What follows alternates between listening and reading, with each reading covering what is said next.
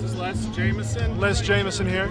And you're with New York 911truth. New York 911truth, exactly. This is the organization that began, I think, 2 years after the events of 9/11.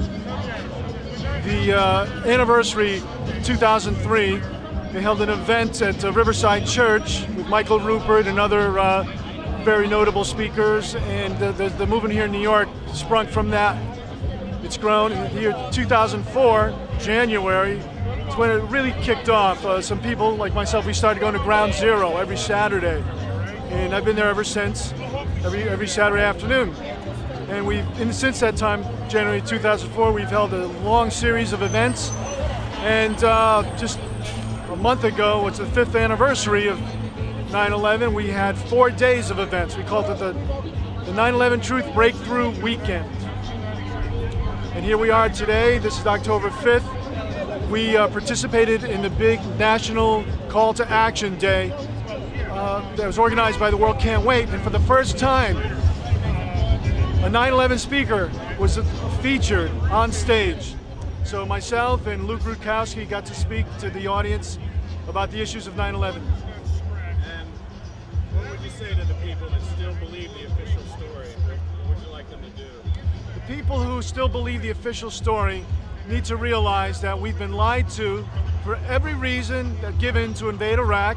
We were lied to, saying that the government only does wiretaps with a court order. Matter of fact, I think 7 months before 9/11, they began doing warrantless wiretaps. We were lied to by this government, saying that whoever released the name of the CIA agent would be made to pay. That has not happened. We were lied to about torture, saying the U.S. does not engage in torture. You know, just on and on and on and on. We were lied to about Katrina, saying nobody knew the levees would break. We were lied to about Iraq having something to do with 9/11.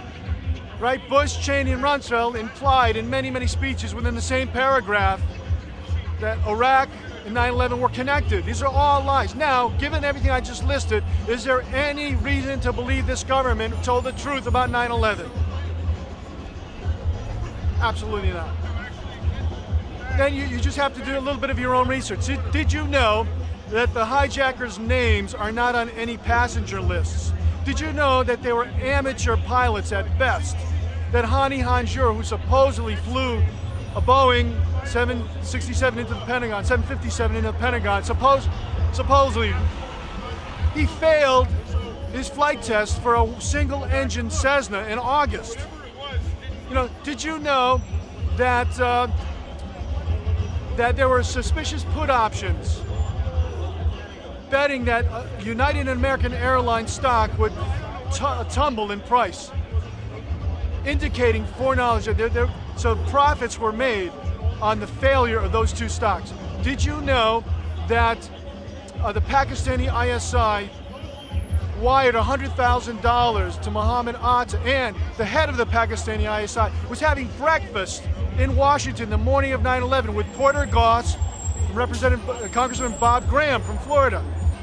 And did you know the morning of 9/11, George Bush, Herbert Walker Bush, right, Sr., was meeting with one of the bin Ladens, who was also an investor in the Carlyle Group.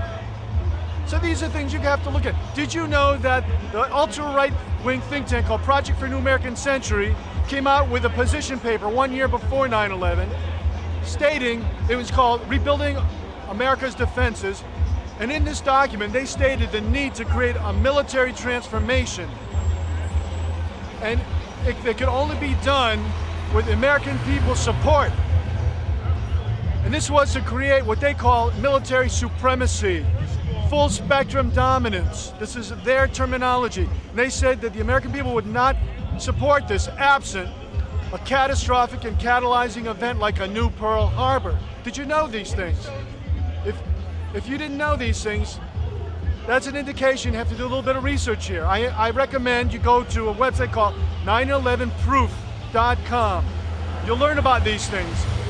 You'll learn about a similar plan back in 1962 called Operation Northwoods. If you're not aware of this, just look it up, Operation Northwoods, where our own Joint Chiefs of Staff devised a plan to create a terrorist incident in Florida, resulting in American deaths, to blame it on Cuba as a pretext to invade Cuba and take out Castro.